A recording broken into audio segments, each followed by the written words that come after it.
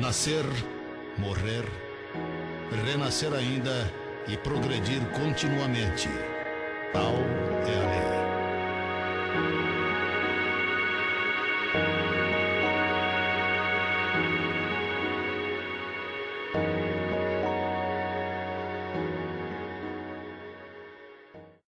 Bem, amigos ouvintes do programa radiofônico A Voz do Espiritismo e também os nossos amigos do site avozdoespiritismo.com.br.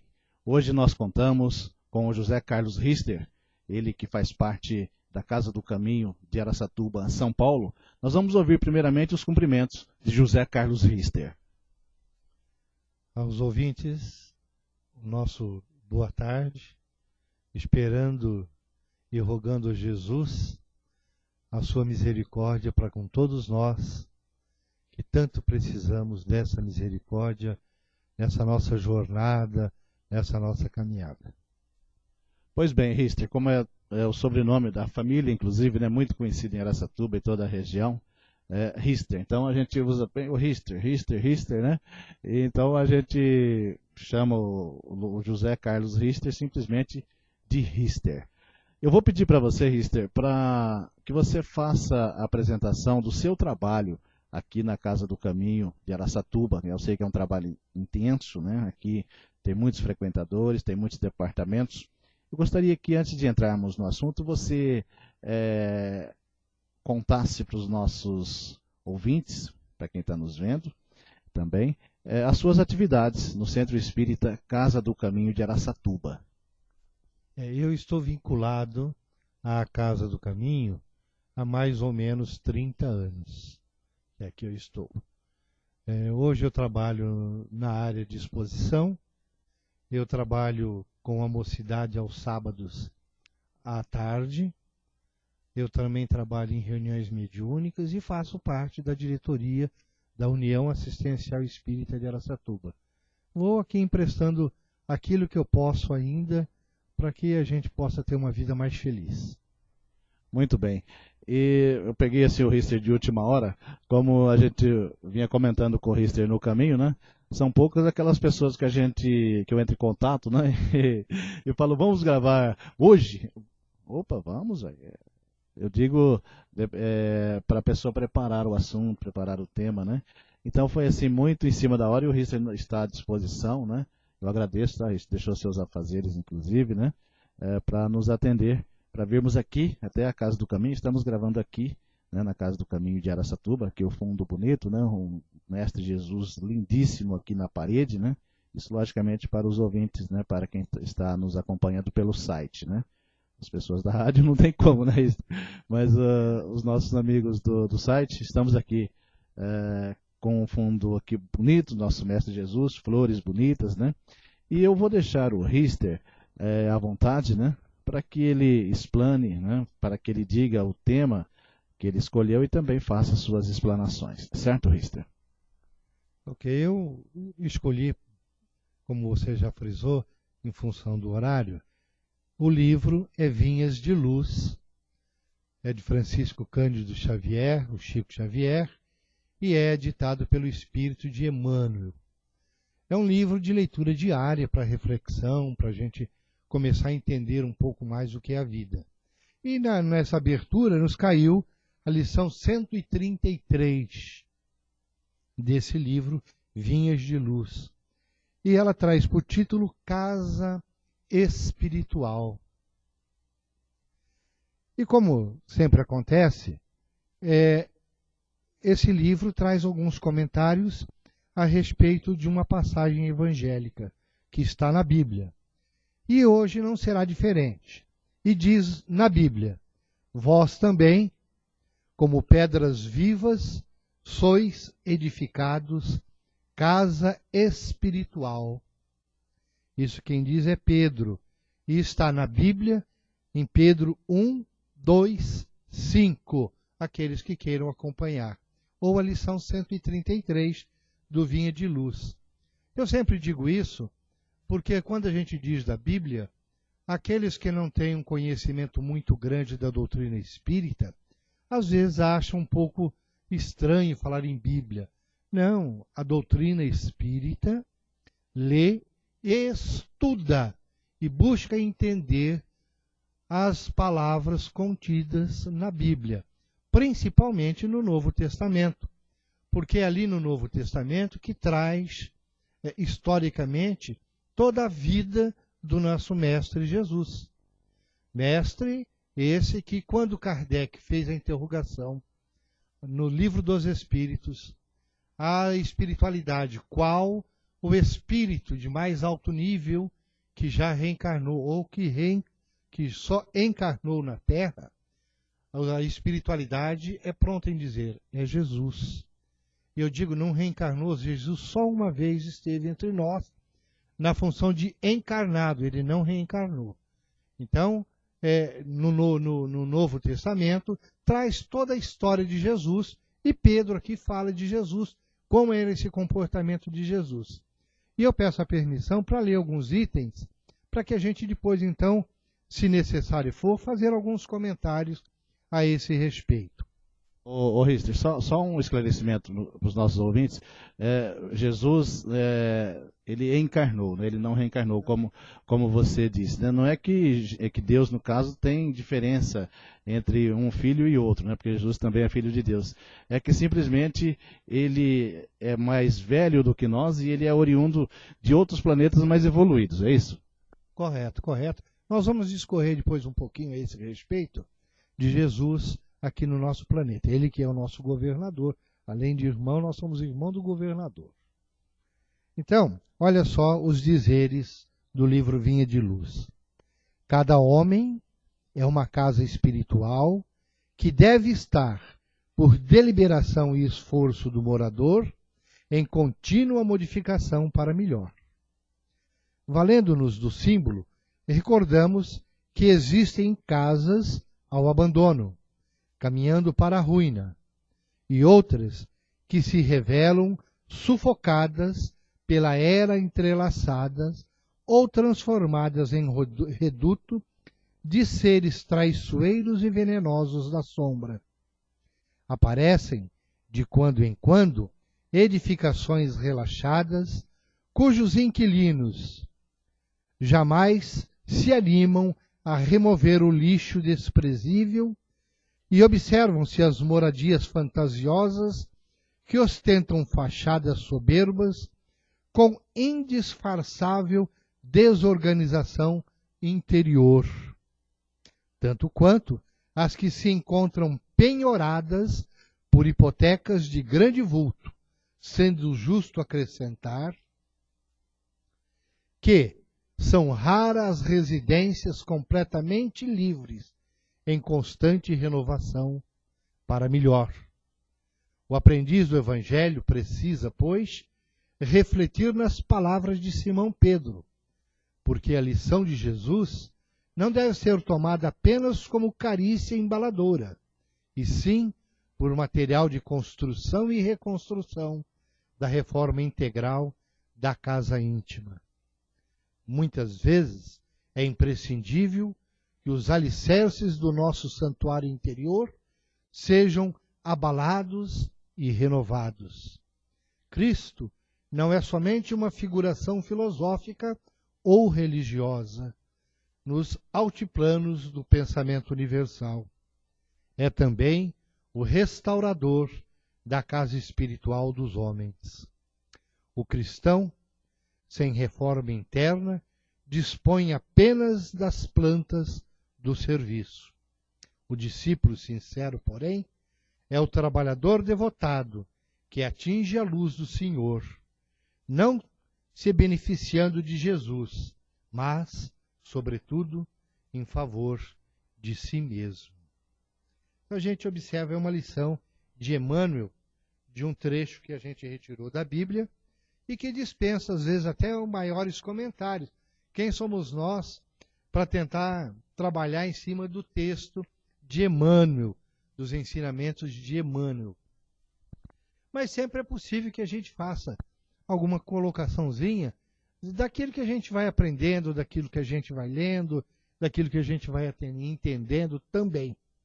Então, olha só, cada um, ele inicia o seu texto com a seguinte frase: Cada homem é uma casa espiritual que deve estar, por deliberação e esforço do morador, em contínua modificação para melhor.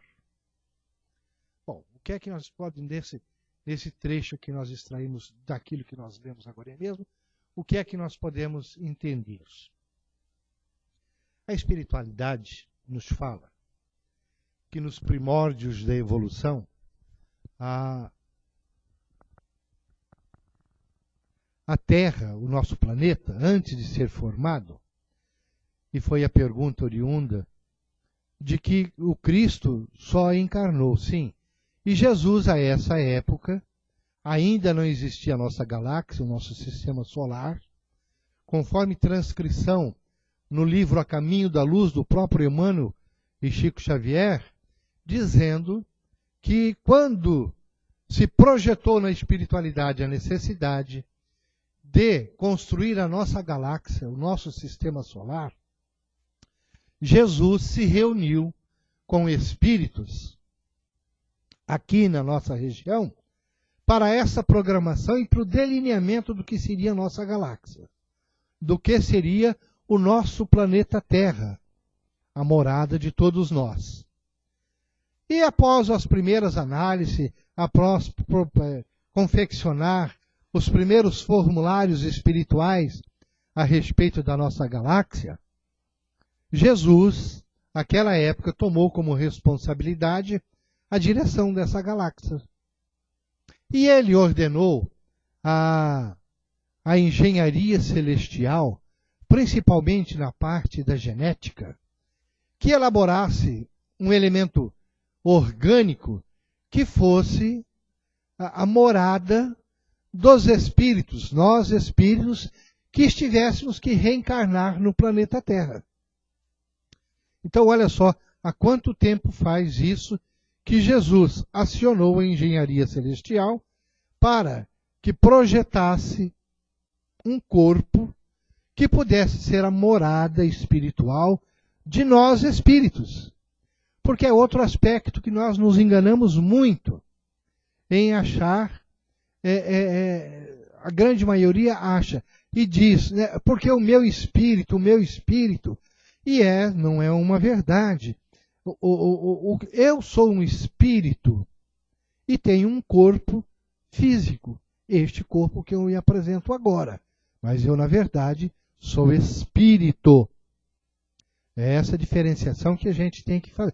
Todos nós somos espíritos, que utilizamos de uma casa espiritual, um corpo humano, um corpo físico, para que a gente possa desenvolver as nossas potencialidades.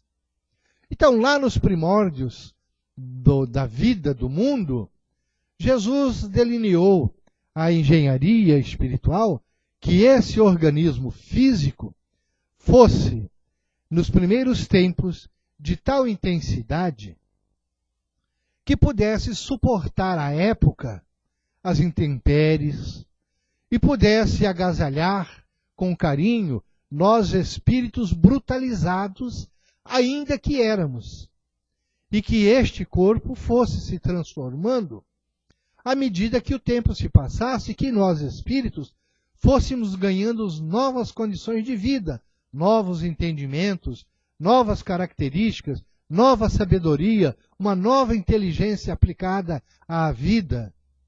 Então, já naquela época, Jesus solicitou que esse corpo pudesse nos oferecer todas essas condições. Então, o nosso corpo rude dos primeiros tempos passa a se desenvolver de tal maneira que hoje ele se mostra como tal, um pouco mais delineado, um pouco mais firme também, mas um pouco mais resistentes àquilo que nós passamos pelo dia de hoje. Então, é essa a orientação de Emmanuel logo nesse primeiro trecho a respeito da casa espiritual. No segundo trecho que nós lemos, ele diz: valendo-nos do símbolo, recordamos que existem casas ao abandono, caminhando para a ruína. Então, nós fazemos outra interrogação. Casas abandonadas, caminhando para a ruína. O que é que nós colocaríamos a nossa casa, de nós que somos espíritos? são os nossos vícios materiais. Com as nossas viciações, nós vamos fazendo com que a nossa morada espiritual, a nossa casa física, que nos serve de abrigo, vá se deteriorando, vá se acabando através dessas viciações materiais, que são as bebidas, as drogas, os sexos, todos os excessos, a gula. Tanto é que o filme Nosso Lar, André Luiz era colocado como suicida em função da sua má alimentação, comia bastante, bebia bastante. E isso deteriorou o seu organismo, que enfraquecido apresentou várias enfermidades. E ele, quando abandona a sua casa espiritual, é preciso passar uma temporada de 8 anos, se restabelecendo como espírito, para começar um novo entendimento, já que ele havia não aproveitado de tal maneira a sua casa espiritual.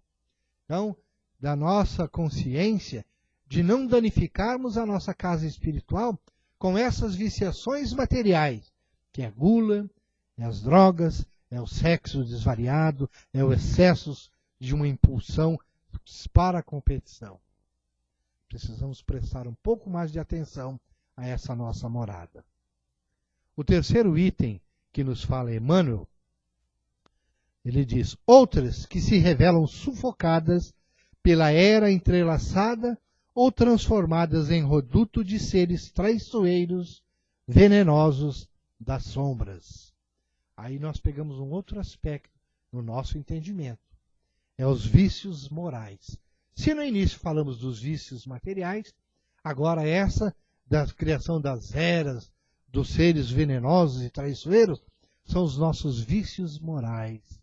É o nosso orgulho, é o nosso egoísmo, é as nossas vaidades, é a nossa maledicência, é as nossas mentiras, é o nosso desejo de ser reconhecido por todos como um ser superior e maior. Isso também vai dilapidando a nossa morada espiritual. Nós vamos acabando com isso, com essa nossa morada. Cada uma dessas situações que nós colocamos é um prego que nós pregamos na parede da edificação da nossa casa. E o dia que nós deixarmos a nossa casa pelo fenômeno da morte, nós vamos deixá-la toda esburacada, cheia de pregos, enfincados pela nossa vaidade, pelo nosso orgulho, pela nossa cupidez, pela nossa maledicência. Então, se eu disse dos vícios materiais do cuidado, cuidado todo especial devemos ter para com esses vícios morais, para que a gente não se entregue a...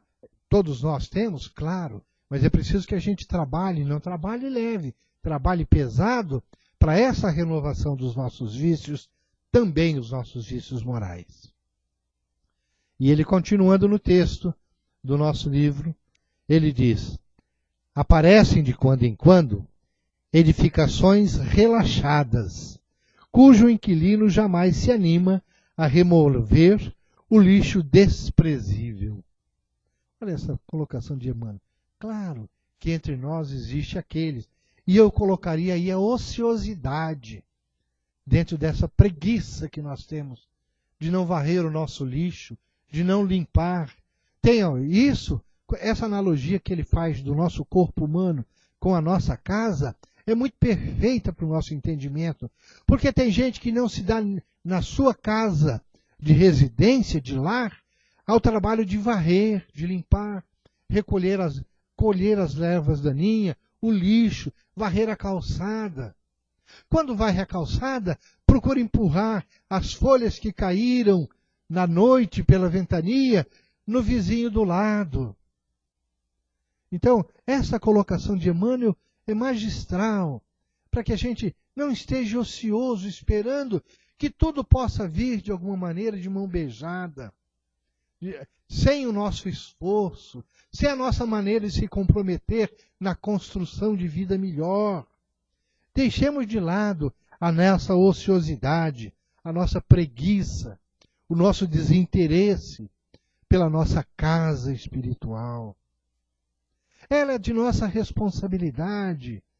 Trabalhemos por ela. E continua Emmanuel, no seu comentário da lição da tarde e noite. Observam-se as moradias fantasiosas que ostentam fachadas soberbas com indisfarçável desorganização interior. Aí nós vamos buscar o que é que Emmanuel quer falar a respeito. E nós caímos, logicamente, na aparência. Dos homens aparência, que Joana de Ângeles diz também no Homem Integral, no livro O Homem Integral, a Joana fala dos homens aparência, das máscaras que nós usamos em cada situação que nós enfrentamos na vida. Algumas das máscaras são tão acentuadas que são perceptíveis a qualquer um, porque o seu comportamento é diferenciado de uma situação para outra. Se ele vai a um velório, ele chora mais do que a viúva. Agora, se ele vai a um casamento, ele fica mais feliz que o noivo. Então, daí, não é preciso que a gente tenha a nossa postura diante daquilo que a vida nos apresenta, de sermos um homem só, um espírito que está evoluindo, que traz as suas mazelas, as suas dificuldades, as suas imperfeições, mas que nós somos coerentes com a nossa maneira de ser. No velório e no casamento, a nossa postura não é de ser o mais ou o menos, mas aquilo que nos fala o coração, de amarmos as outras pessoas, de respeitarmos o que a pessoa passa naquele momento. Bom senso.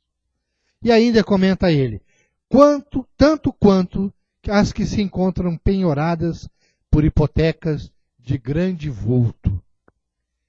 Aí nós novamente voltamos a pensar na reencarnação. Casas hipotecadas de uma vida que continuam hipotecadas na vida seguinte. São as crianças, são com defeitos físicos, são crianças problemas. Nós, das nossas visitas, em que nós fazemos ao Ritinha Prats, no Hospital Neurológico, essas crianças, na quase sua totalidade, têm a sua casa espiritual penhorada pelo seu comprometimento de vidas passadas. E hoje estão aí, com as suas deficiências, para a sua aprendizagem. Não pense nós que o espírito, nesta fase, não aprende. Aprende e muito, apesar da sua deficiência física. Mas como espírito, ele está senhor das suas potencialidades. Ele aprende com todos nós. Não é castigo de Deus. Fomos nós mesmos que pregamos os nossos pregos nas nossas paredes da nossa casa espiritual. Fomos nós mesmos que arrancamos o assoalho, que deixamos entupir a pia, que encheu de cabelo o banheiro e não lavou e não limpou. Então, são coisas que nós vamos fazendo com a nossa casa. Eu disse aqui dessas coisas da nossa casa física, mas é que ela serve para a nossa casa espiritual. Nós vamos juntando os detritos, lixos, e a nossa casa é preciso que volte conosco para uma nova vida, para que a gente possa restaurar essa casa. Se não nessa vida, numa outra vida. Muito bem as suas explicações, os seus esclarecimentos, Rister. Vamos dar sequência no tema? Vamos dando sequência então. A outra parte é, sendo justo acrescentar que são raras as residências completamente livres em constante renovação para melhor. A gente assusta na primeira vez que a gente se confronta com essa informação de Emmanuel. Olha, são raras residências completamente livres. Rara as residências. Isso quer dizer que nós, de alguma maneira, trazemos para essa vida a nossa casa, se não muito, mas um pouco deteriorada pelos nossos compromissos da nossa visita anterior a essa morada espiritual, a essa casa espiritual. Então é preciso a nossa resignação, acima de tudo, para entender que hoje, se nós moramos numa casa deteriorada, nós fomos os vermes que deterioramos a nossa casa espiritual. E cabe a nós, cada um por si, a reconstrução dessa casa. Não nos esquecendo que o divino construtor e arquiteto do universo, Jesus, está ao nosso lado nessa reconstrução. Nada está acabado. Tudo que Deus faz é bom. Vamos trabalhar com Ele nessa reconstrução da nossa casa espiritual, para que numa vida futura ela possa ser melhor, mais aprazível, acolhedora. De alguma maneira a gente possa crescer com o nosso trabalho. E continua Emmanuel. O aprendiz do Evangelho precisa, pois, refletir nas palavras de Pedro, porque a lição de Jesus não deve ser tomada apenas como carícia embaladora, e sim por material de construção e de reconstrução da reforma integral da nossa casa íntima. Claro, nós temos que buscar a nossa mudança. O tempo para se mudar amanhã, para a gente começar amanhã a nossa reforma, é excelente que amanhã a gente comece. Mas se começarmos hoje, é muito melhor. Não deixemos para amanhã essa nossa reconstrução. Façamos o nosso planejamento da nossa reforma íntima de acordo com as nossas possibilidades. Porque na nossa casa física, o nosso lar, é assim que nós fazemos. A cada mês nós construímos mais um cômodo, colocamos piso no outro, colocamos uma nova janela, depois os vidros, depois a cortina. Vamos, a cada tempo, de acordo com as condições daquilo que nós ganhamos, fazendo a nossa reforma da nossa morada, lar terrestre, com nossa casa espiritual também. Se nós assumirmos e fazermos uma reforma completa de uma vez só, nós não vamos conseguir essa reforma. Como a gente diz na gíria, será muita areia para o nosso caminhão. Mesmo dando muitas viagens, nós estaremos perdendo oportunidade. Então vamos começar a nossa reforma íntima aos poucos. Mas é preciso que a gente reforme. Então o que é que a gente tem de maior dificuldade? Bom, eu sou muito egoísta. Tá. Então se você conseguiu detectar que esse é o seu prego principal na parede, comece a tua reforma íntima por esse prego na parede. Pelo egoísmo, pela maledicência, pela mentira. Não sei, cada um faz a sua análise por si, porque nós não somos juízes, nem de nós, nem dos senhores. Nós apenas estamos aqui para orientar de como a gente começa. Muita gente não dá certo o regime, por quê? Porque fala, eu só na segunda-feira que vou começar o meu regime. Esse fim de semana eu vou deteriorar mais a minha casa ainda. Talvez segunda-feira seja o tempo demasiadamente tarde. Comecemos hoje. É um belo dia para se começar hoje. E a gente não esperar que as outras pessoas venham fazer a nossa reforma íntima. Já que comentamos como exemplo de fazer regime, as pessoas vão ao médico e diz, eu gostaria que o senhor me desse um remédio para que eu emagrecesse. Com isso, passa toda a responsabilidade para o médico. E aí, se ele não emagrece, ele diz, meu médico é ruim, eu não emagreci. Então, quem quer emagrecer e tem que emagrecer é você. É você que tem que fazer o regime, é você que tem que colocar as suas possibilidades. Mas você troca o aceno fácil das coisas materiais pela reforma da tua casa interior, que ela é eterna. Você é um espírito eterno. Você viverá para sempre, você não vai morrer. Então, faça a tua reforma paulatinamente, de uma maneira que você possa suportar as modificações que ela exige. Mas é você, os problemas são seus, a solução cabe a você, já diz o cancioneiro popular. Os meus problemas são meus, deixem comigo a sua... Aqueles mais antigos conhecem a música. Então, é preciso que a gente trabalhe.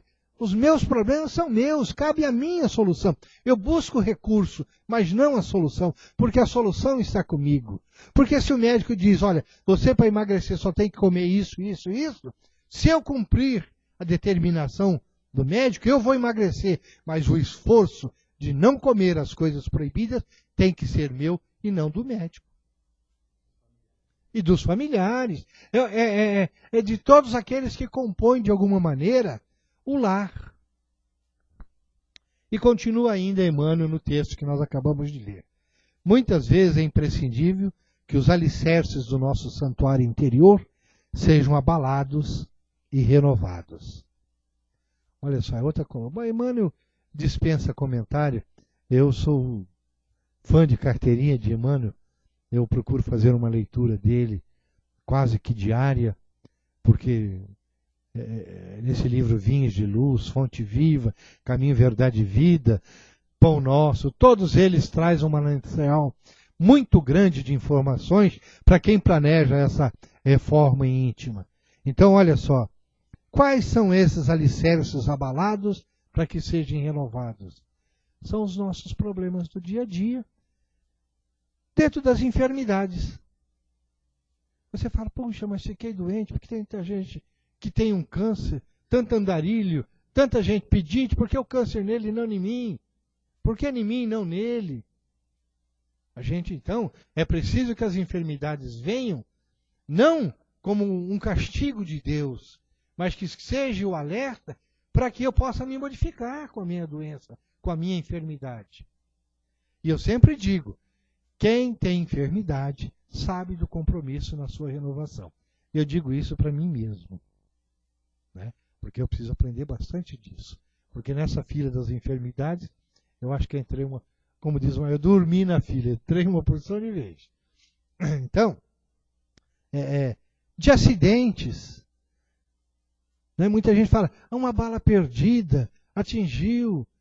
A bala perdida não foi direcionada para aquela criatura. Deus não iria, no nosso planejamento, permitir que nós reencarnássemos, que nós viéssemos aqui ao planeta Terra para levarmos uma bala. Ou uma senhora para ser estuprada. Onde é que está a bondade de Deus se esse determinismo existisse? Esse determinismo de que isso tem que acontecer é fantasia daqueles que não querem estudar a doutrina espírita. Porque quem estudar o livro dos Espíritos vai verificar que todos nós construímos o nosso presente e o nosso futuro. O nosso passado não tem jeito de mudar. A nossa história começa, mas eu posso mudar as minhas páginas em brancos do hoje e traçar um delineamento para as páginas com as cores que eu quero para o futuro. Então, quando eu sou acometido de enfermidades, de acidentes, o financeiro, que às vezes muita gente diz, puxa, mas eu era próspero e de repente eu quebrei. Busca em você mesmo o porquê e busque a sua saída para a sua reforma, para o seu direcionamento de maneira a reconstruir o mundo que você perdeu, a casa que você deixou deteriorar. Busque em Jesus o material de construção que você precisa para essa reforma. Com certeza, em pouco tempo você estará com uma nova vitrine e exposição para que Jesus reconheça o teu trabalho, a tua vontade de fazer alguma coisa. Então, e isso vale para relacionamento amoroso. Muita gente, mas eu não consigo encontrar a minha cara metade. Claro, porque ele está procurando a cara metade. Nós somos espíritos completos. Nós não somos metades eternas. Nós somos espíritos completos. Eu estou procurando um outro espírito completo para que juntos nós possamos construir uma vida de felicidade. As pessoas se casam com o erro de casar para ser feliz, quando é ser feliz para casar. É uma questão de conotação de você posicionar as palavras. Você tem que ser feliz para casar, não buscar no casamento a felicidade. A felicidade é construída a tantas mãos quantos juntas se propõem a construção, a reforma da sua casa. E ainda diz Emmanuel, Cristo não é somente uma figura filosófica ou religiosa nos altiplanos do pensamento universal. É também o restaurador da casa espiritual dos homens. E daí então a gente entender, o nosso entendimento, que Jesus é o arquiteto. Ele traz as plantas, ele nos dá o direcionamento da construção. Arregaçar as mangas, derramar o suor, da manhã até outra manhã, compete a cada um de nós. Ele está ao nosso lado dizendo o que é preciso ser feito. Fazer, compete a cada um de nós. Ele está ao nosso lado. Ele não nos abandona momento algum. Mas é preciso que a gente esteja alerta à sua presença de Jesus e dos seus emissários. Quantos espíritos estão ao nosso lado, nos direcionando para o bem? O nosso anjo de guarda, que nós fazemos tão pouco caso dele, e não correspondemos com o nosso anjo de guarda. Passamos por cima do nosso anjo de guarda tantas quantas vezes nós nos sentimos em dificuldade, porque nós vamos pedir a um espírito de luz. Nós vamos lá, a Bezerra de Menezes, doutor Bezerra de Menezes, eu estou nessa situação, eu vou fazer o vestibular e eu preciso passar, me ajuda e tal. Aí Bezerra de Menezes faz o quê? Vem perguntar para o nosso anjo da guarda, olha, fulano foi lá falar comigo, o que está acontecendo com ele? Eu devia de procurar primeiro o anjo da guarda, vive as 24 horas comigo, me conhece até mais do que eu me conheço, e eu não consulto ele, eu não peço ajuda para ele, eu não me reverencio a ele, de agradecer por tudo que ele me faz durante os dias, em todos os momentos do dia e da noite, quando em viagens durante o sono, nós saímos para edificações e construções. Então é preciso que a gente comece a pensar bem nisso, da gente entender Jesus, não esperar que Jesus entenda a cada um de nós.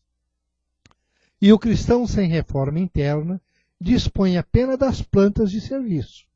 O discípulo sincero, porém, é o trabalhador devotado que atinge a luz do Senhor, não em benefício de Jesus, mas, sobretudo, em favor de si mesmo. Então é o equilíbrio que nós precisamos nessa nossa reforma.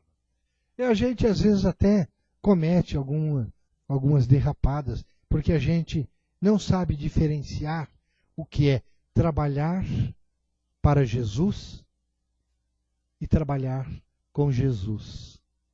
Existe uma diferença muito grande. Jesus não é o nosso patrão.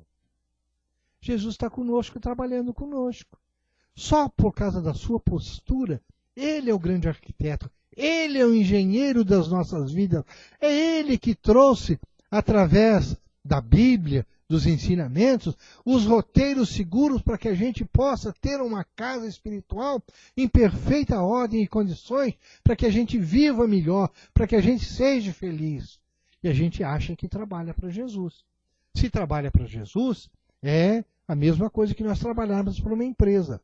Nós queremos 13º, queremos férias, Jesus que se arda. Não é? Então, precisa mudar o comportamento. Eu trabalho com Jesus. Eu sou um auxiliar de Jesus. Eu digo isso, essa lição eu aprendi muito novo. Por volta do ano de 1960, um pouco mais, um pouco menos, eu trabalhava na associação comercial como office boy. E a gente não via a hora de sair para a rua para fazer entrega de correspondência, para dar tempo de ir em casa tomar um cafezinho, ou na tia que estivesse mais perto, tal. E eu sempre, quando eu saía, foi a época em que a igreja matriz estava sendo demolida. E um dia eu estava querendo matar um pouco o tempo, e eu parei ali perto onde a igreja estava no chão, e tinha um senhor batendo nos tijolos para a limpeza dos tijolos. Naquele tempo os tijolos não eram assentados com cimento, essas coisas, era mais na terra, no barro. Então, com uma marretinha, um tijolo, um martelo, ele estava limpando os tijolos. E eu, para puxar a conversa, disse, ô senhor, o que é que o senhor está fazendo aí? E ele olhou para os tijolos, para o seu martelinho na mão, para mim, e me disse, eu estou ajudando a construir a Catedral de Araçatuba. Aí eu me agarrei a pensar. Puxa vida, como eu não entendo nada da vida. Eu só quero as coisas grandiosas, achando que sou eu o maior. Aquele senhor, com a sua simples tarefa de limpar os tijolos, ele, seu desejo de ajudar, estava ajudando a construir a Catedral de Araçatuba. Isso me serviu de lição. Já fazem aí 50 e tantos anos, eu não me esqueço dessa passagem com este senhor de idade que ajudava a construir a Catedral de Araçatuba. Muito bem. Oxa, em relação às colocações, né, eu me lembrei aqui também de uma explicação do Severino Celestino, lá do Nordeste, né, que esteve em nossa cidade há algum tempo atrás, ele dizendo em relação à colocação, né, de Jesus, quando diz: o Senhor é meu pastor, nada me faltará. Segundo o Severino Celestino, né, que é um profundo conhecedor do aramaico, né, da Bíblia e do aramaico, inclusive, ele disse que está um pouquinho errada essa colocação, Rister. O Severino Celestino disse que o correto é: o Senhor é meu pastor, nada me falta. Verdade. E é em Jesus, é na Bíblia, é no Evangelho que a gente deve buscar os recursos para essa nossa transformação, para essa nossa reforma íntima, da qual nós estamos falando. Então, as pessoas, mas aonde eu vou buscar no Evangelho? Olha só, em Mateus 6:34, fala a respeito da ansiedade. Eu estou dizendo por mim que às vezes em determinadas circunstâncias eu fujo dos padrões e deixo extravasar a minha ansiedade. Por isso não fiquem preocupados com o dia de amanhã, pois o dia de amanhã trará suas próprias preocupações. Isso diz a respeito da ansiedade. Fique preocupado com os acontecimentos do dia de hoje. Amanhã, o dia de amanhã trará suas preocupações, com quem eu tenha que me deter, com quem eu tenha que aprender, com quem eu tenha que superar. É claro que me ajuda amanhã aquilo que eu for previdente no dia de hoje. Mas essa previdência não deve ser totalmente dedicada no dia de hoje para o amanhã. Eu não devo ficar ansioso pelo dia de amanhã. Amanhã já basta os seus ais, as suas dores. Sobre a irritação, está também em Mateus 5:5. Isso tudo está na Bíblia. Felizes as pessoas que têm misericórdia por Deus, porque Deus terá misericórdia deles. Então, olha, é o convite para que a gente seja misericordioso, para que a gente tire um pouco o nosso rei da barriga, para que a gente possa fazer alguma coisa em benefício, primeiro, nosso. Depois, dentre aqueles que a gente puder ajudar. Porque se nós nos ajudarmos, fatalmente vai sobrar espaço para que a gente possa ajudar as outras pessoas. E em Mateus ainda, na Bíblia 6:19-20, sobre a ambição. Não ajuntem riquezas aqui na terra, onde as traças e a ferrugem destroem. Pelo contrário, ajuntem riquezas no céu. Claro, a nossa ambição permite que a gente ajunte só as coisas daqui. É claro que todos nós almejamos uma casa confortável, mas não uma casa confortável construída em cima do nosso pisar e esmagar dos nossos irmãos que convivem conosco. Jesus fica feliz quando nós conseguimos trocar a nossa televisão, mas sem que isso cause um descontrole total e emocional do nosso comportamento. Porque senão nós fazemos a dívida para ter uma televisão nova e ficamos 60 meses sofrendo porque nós não conseguimos pagar o carnê da nossa televisão. Sejamos sensatos, praticando a alimentação. Quantas pessoas de enfermidades não compram o medicamento necessário? Porque tem que pagar o carnezinho da televisão que comprou para assistir o jogo do Santos, do Neymar.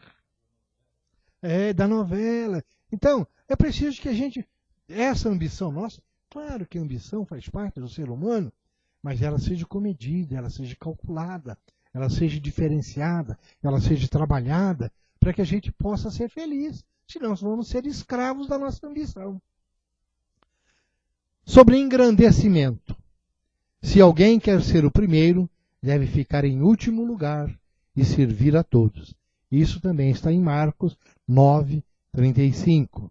Claro, não sejamos o primeiro da fila. Nós não temos recursos ainda para a gente poder ocupar essa postura, mas a nossa postura ainda é de servir, a nossa postura é de amar. A gente tem que começar a entender que nós temos que trabalhar em nosso benefício, em benefício das outras pessoas, para que a gente possa conquistar essa posição de primeiro. Senão nós nunca seremos o primeiro. Então, é preciso que a gente esteja lá no último lugar, para que possa valorizar o trabalho, que possa valorizar o estudo, para que a gente construa a nossa vida de felicidade. E eu tenho mais 2 recados aqui, que eu fiz a anotação. Um, não poderia dizer, seria do Chico Xavier, sobre os distúrbios que a gente passa. Quantas enfermidades, pomposamente batizadas pela ciência médica, não passam de estados vibratórios da nossa mente desequilibrada. Claro. Somos espíritos que estamos habitando essa casa física que nos é emprestada pela natureza para que a gente possa exercer, acima de tudo, a bondade, a misericórdia, o amor. Nascemos para amar. Se somos amados ou não, é consequência daquilo que nós estivermos realizando. Deus é bom, Deus é perfeito, tudo está à nossa disposição para o nosso crescimento. Não deixemos que as enfermidades possam cada vez mais dilapidar esse patrimônio fantástico que é o nosso corpo físico, onde nós, espíritos, almejamos crescer e evoluir. E o José Carlos de Luca, também no seu livro, traz um lembrete. Tomemos a cautela para não permitir que o remédio nos faça esquecer as informações que a doença está mandando a respeito do mal que estamos fazendo a nós mesmos através do nosso proceder. Esses dizeres é de José Carlos de Luca. Claro, nós estamos sujeitos a todas as vicissitudes da vida, a todas as dificuldades. Mas observar como nós estamos criando essas enfermidades, essas dificuldades. Porque se nós comemos alguma coisa, uma feijoada, que nos faz mal, nós vamos ao médico, ele nos recomenda um medicamento, nós tomamos o medicamento, saramos da enfermidade que passamos mal em função da feijoada. De vez de ser um lembrete que nós não podemos comer a feijoada, ou ser comedidos na alimentação, nós, já descobri, eu como a feijoada e tomo um medicamento. Então, não esquecer que as nossas enfermidades são os lembretes, para que a gente não cometa os mesmos erros. Não fique aí eternamente nas mesmas viciações, com o mesmo comportamento, com a mesma situação, com o mesmo modo de ser, não evoluindo, não fazendo a nossa reforma, não buscando Jesus todos os dias. Então, é preciso que a gente aprenda, que é preciso que a gente entenda que as enfermidades são o alerta, através do medicamento, para que a gente não cometa os mesmos deslizes. Aí a gente diz, mas é difícil. Nós temos aí, o governo patrocina tantas campanhas. Houve agora a campanha da vacinação contra a gripe. Todos foram à vacinação contra a gripe? Todas as mulheres com mais de 40 anos fizeram a mamografia que o Estado patrocinou? O homem, o exame de próstata, como lembra bem o Nelson? Então, olha só, são todas posturas que nos são colocadas à disposição para que a gente cuide bem dessa casa física, que é a residência do eu espiritual. É preciso que tomemos e nos armemos de todos os cuidados possíveis para que a gente mantenha esse organismo físico em perfeito funcionamento até o tempo em que se esgotem o período de vivência dessa casa física. Todos nós nascemos, nos informa a espiritualidade, com uma previsão de vivência de mais ou menos 100 anos de vida. Isso quer dizer que todos aqueles que morrem, que não seja por acidente, antes dessa idade, deterioraram a sua casa física. Porque ela foi construída para que durasse os 100 anos. Durou 70, você colocou 30 pregos na sua parede da construção. Você viveu 80, colocou 20. Viveu 90, só colocou 10. E assim, que não seja morte por acidente, que aí entra num outro comentário. Mas as mortes, como diz o popular, de morte morrida, essa é em função da nossa imprevidência, das nossas viciações, quer morais, quer físicas, das nossas gulas, das nossas mentiras, das nossas construções, da nossa maneira de ser, de nos estarmos atentos a Jesus. Quanto nós passamos, e eu passo aqui uma parada para dizer, nós às vezes não conversamos com os nossos familiares. Brigou com a esposa, brigou com a filha que queria ir na balada, com o filho. Nós passamos aí uma semana, 15 dias, às vezes um tempo maior, sem o diálogo necessário. E com Jesus, há quanto tempo você não conversa com ele? Pensa, há quanto tempo você não conversa com Jesus?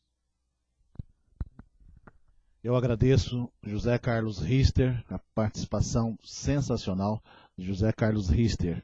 E eu deixo, Rister, os microfones do programa A Voz do Espiritismo, do site avozdoespiritismo.com.br, para que você faça alguma outra colocação, também faça as suas despedidas e faça a prece de encerramento do nosso programa de hoje, Rister.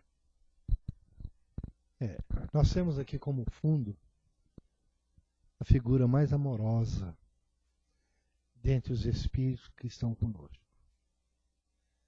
E eu não sei por que é da vergonha que nós temos de conversar com ele, com Jesus. Eu tenho na minha casa um Cristo, não tão grande assim, claro, é um Cristo pequeno, que diante das minhas dificuldades é a ele que eu recorro.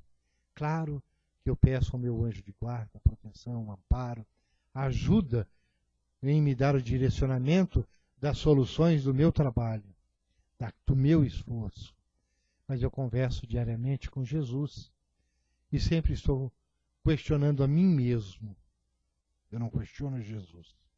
Eu olho nos seus olhos lúcidos, calmos, e digo, Senhor, abençoa-me nesse meu dia, para que eu possa manter, de alguma maneira, o meu padrão de comportamento. Que eu não seja o alegre da festa, nem o tristonho do velório, mas que eu possa mostrar a cada momento da vida aquilo que eu sou como espírito. Senhor, eu te rogo, nos meus pensamentos, e uso, Senhor, como referência, pois constantemente estou a me interrogar, o que é que Jesus faria se estivesse na minha situação? É claro que ele não vai me dar a resposta, mas com certeza a espiritualidade, através do meu anjo da guarda, diante do meu pedido sincero, ele vai providenciar para que os alertas possam chegar até mim e eu possa identificá-los. Nos diz a espiritualidade de que os problemas existem, e eles usam agora o plural, as soluções aguardam pacientemente a sua descoberta. Então, todos os problemas, todas as nossas aflições encontram soluções. Basta que nós edifiquemos essa solução baseadas nos ensinamentos de Jesus, de nos amarmos, de nos respeitarmos, de amarmos a Deus, de agradecermos pelo dia que Ele nos oferece, de agradecermos pela família que temos, porque se é nesse jardim que nós somos plantados, é nesse jardim que nós devemos florescer. Não adianta eu ficar com as preces petitórias gravadas na memória para os momentos de aflições, se eu não conversar com o Cristo, com o meu coração aberto, sabedor das minhas imperfeições, porque Ele me conhece perfeitamente. Jesus sabe, mas Ele espera não saber de mim, mas Ele espera de mim as soluções para os problemas. Senhor, faça, Senhor, segundo a sua vontade. Perdoa-nos se ainda caímos nos mesmos erros do passado, como os comentamos. Mas, Senhor, que nós possamos ter os nossos ouvidos desobstruídos, os nossos olhos abertos, não a contemplar a vida, mas que sejamos construtores da vida, porque, afinal de contas, Senhor, hoje eu entendo que eu nasci para ser feliz. Não tem porquê contigo caminhar na contramão dos acontecimentos. Jesus, que o Senhor permaneça entre nós. Que assim seja.